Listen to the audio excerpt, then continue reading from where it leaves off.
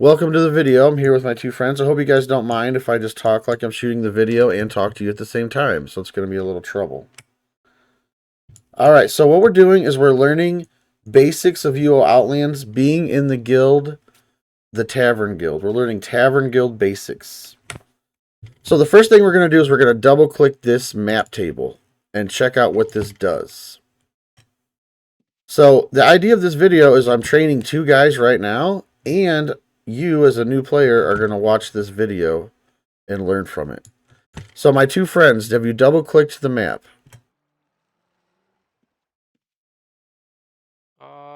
I'm streaming in OBS, which is a different platform than Discord, which allows me to record and post to YouTube and all that fun stuff.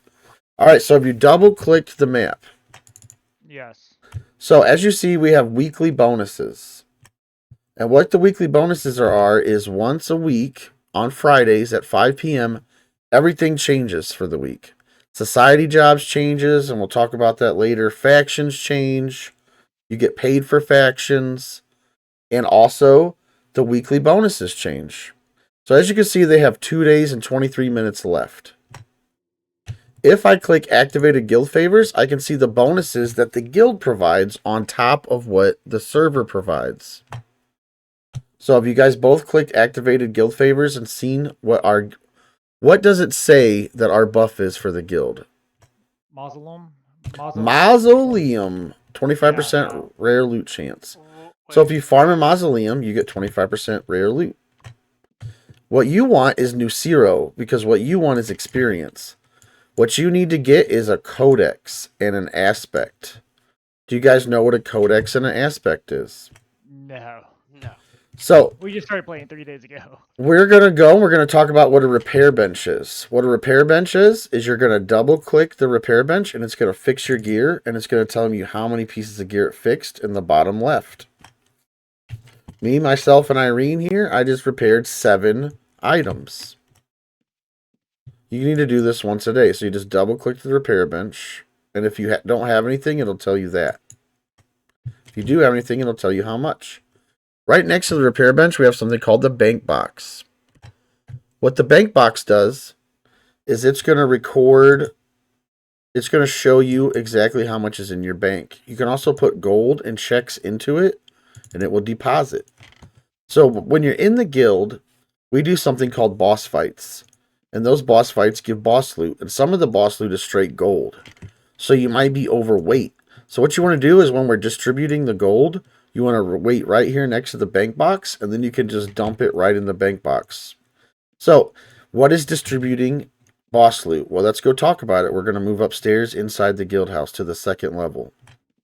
So what we have is our distro room. We have 2 distro chests. And in these distro chests, we can put things. Okay. Go ahead and open them up.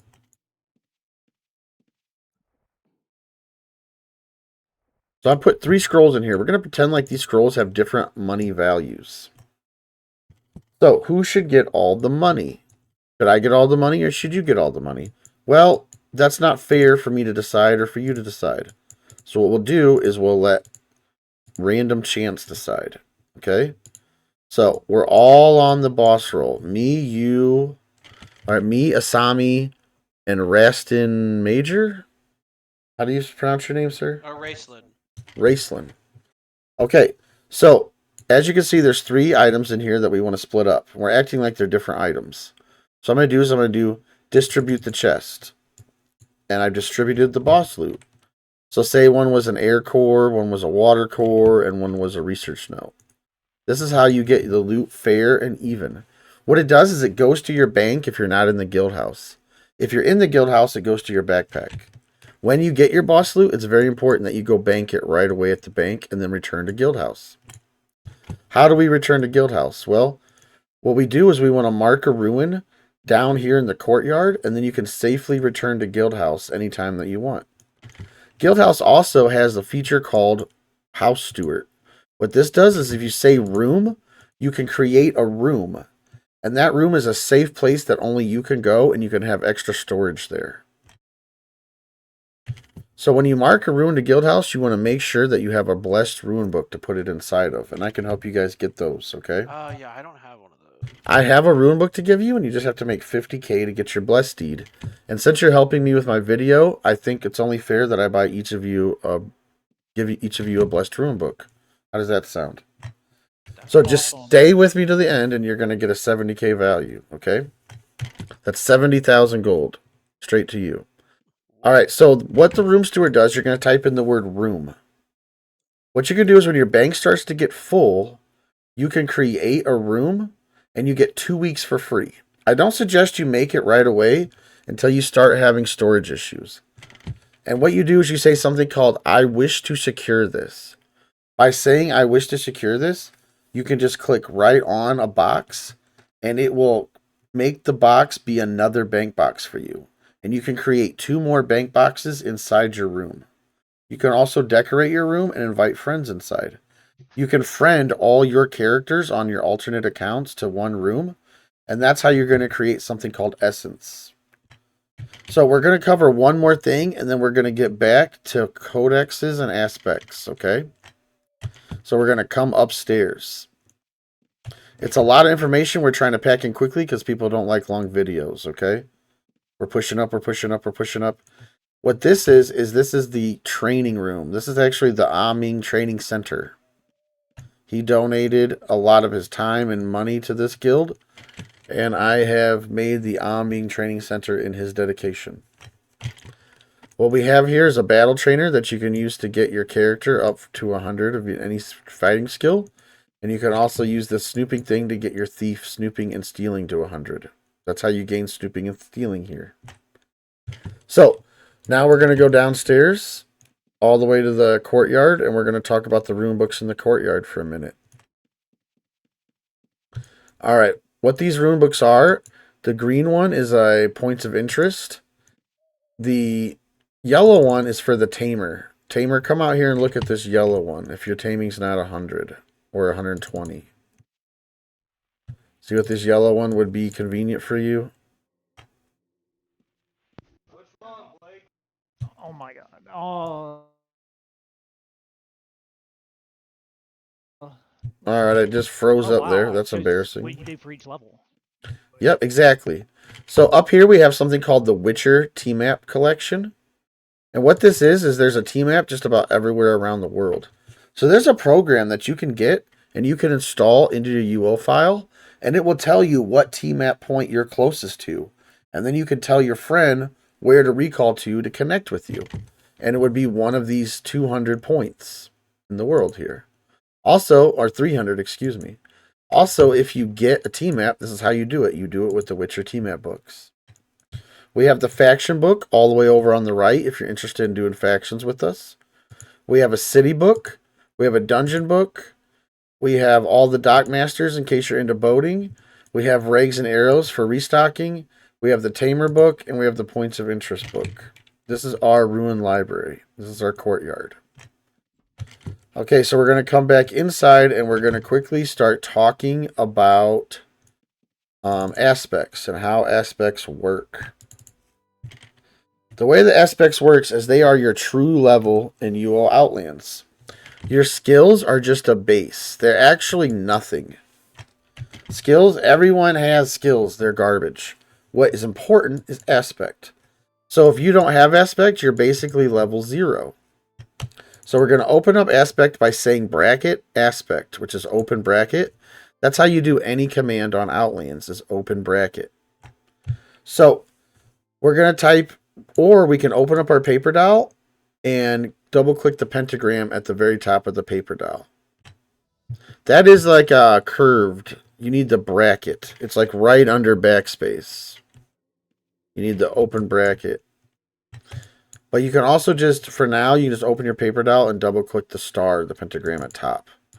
So what you want to do is the first thing that is very confusing is that you do not have to unlock aspect for the weapon, the armor, and the spell book.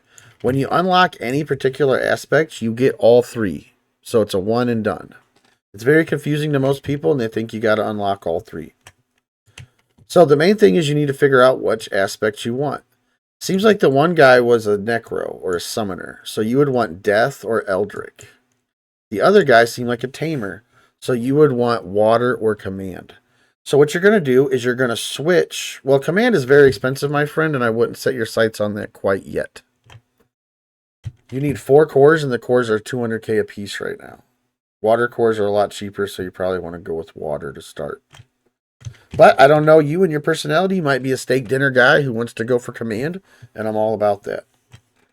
So what you're going to do is you're going to switch all of them to say whatever the fuck you want it to be. Whether you want it water, command, whether you want it death or eldritch. Those are your 2 choices, depending on what you are. If you are a summoner, you definitely want death and eldritch.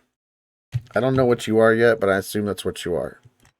Yeah. Oh, I want to have. I think I saw somewhere that fireball was one of the aspects from the build I saw. yes, there's fire aspect.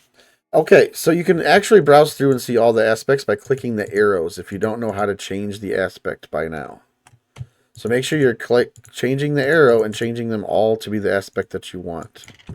Okay, so you also need something called a codex, and we're going to go over that after I talk about how to unlock the aspect.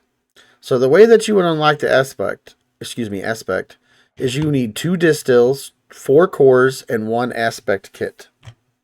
The distills will cost you 5 to 10k per, and the cores are anywhere from like 10 to 180 right now, depending on what you want. Death cores are a little cheaper. You could probably get them 10, 20k each.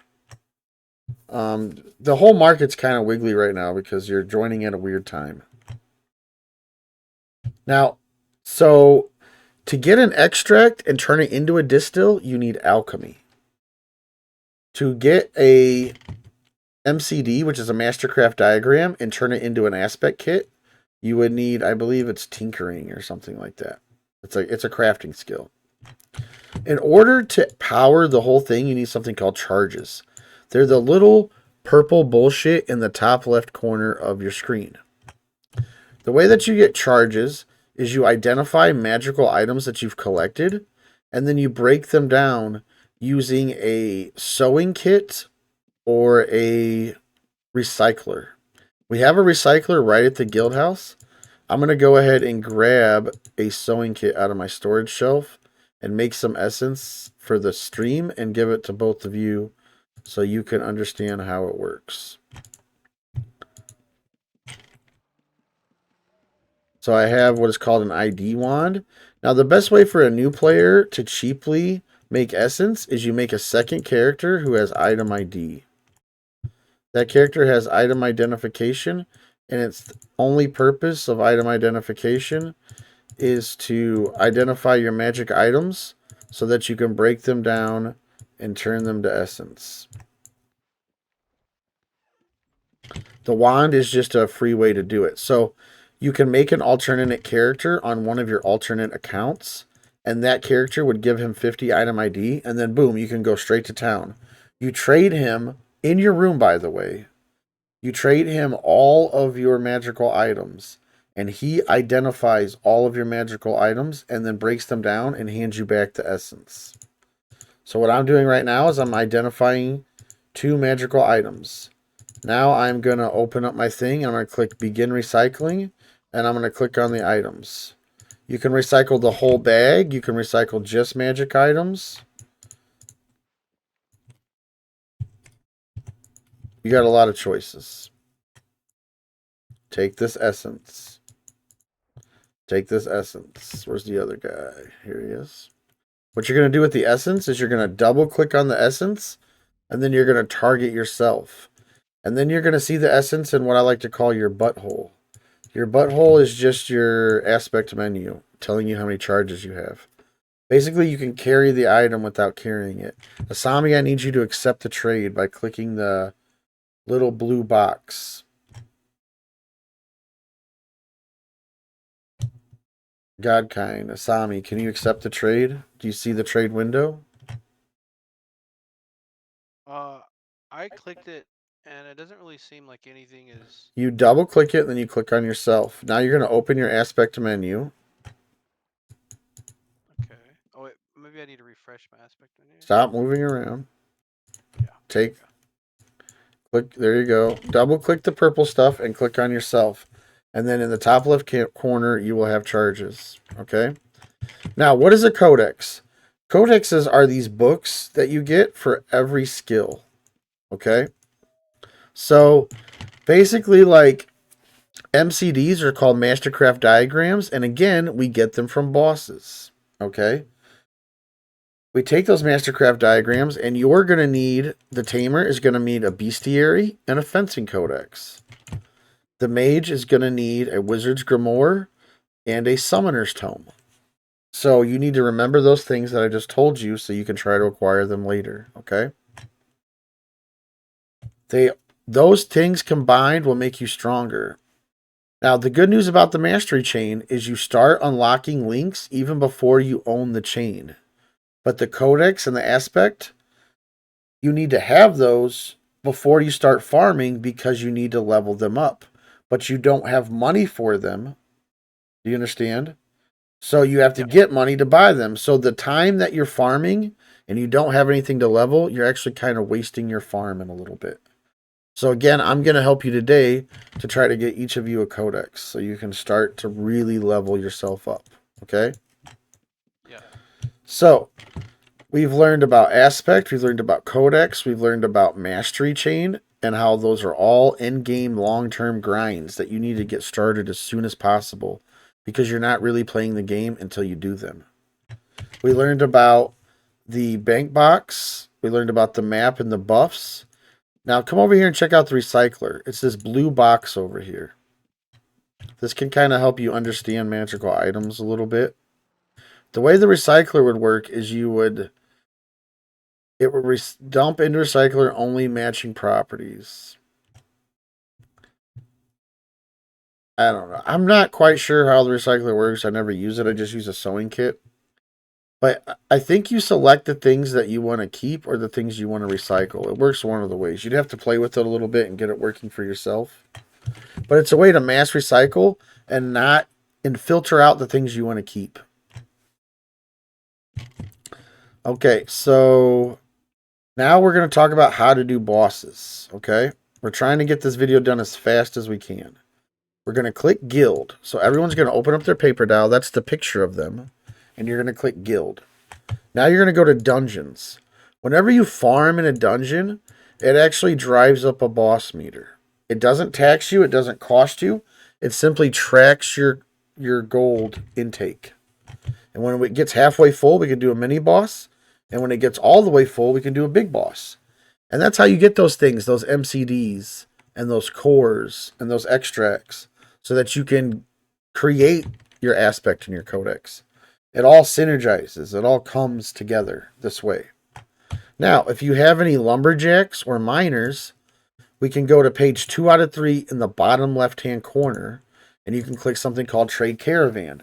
It's basically the same. Whenever you mine a tree or you mine a rock, it fucking tracks your harvest value, and it allows us to do our Trade Caravan, which is basically following a wagon from one city to another city. And when you get there, you get 125 rewards. Some of those rewards are links for your chain.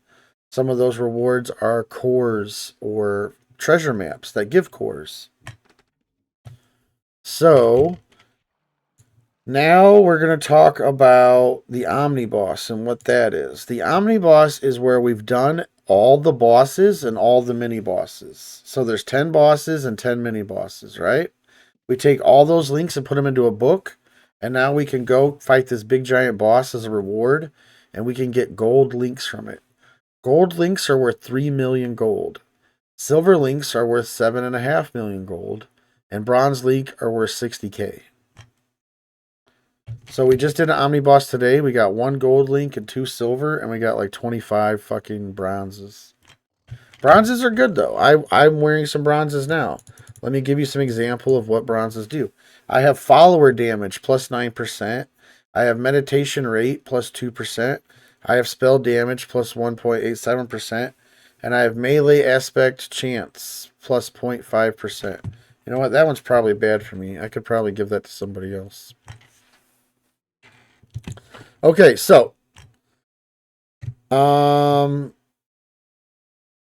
Guild House is north of Anchor's Rest. How can we see that? Well, we're going to open up Razor and we're going to click UOPS under General. And what that's going to give us is a big old map. Okay. And I can make the map bigger and I can see Anchor's Rest down there. So now if you want to get back to Guild House before you can mark, or you want to bring an alternate character to Guild House, you're going to use Anchor's Rest, okay? I try not to overload people with information, and this has been a lot of information. So thank you so much for paying attention and following along. And I'll see you in the guild, all right?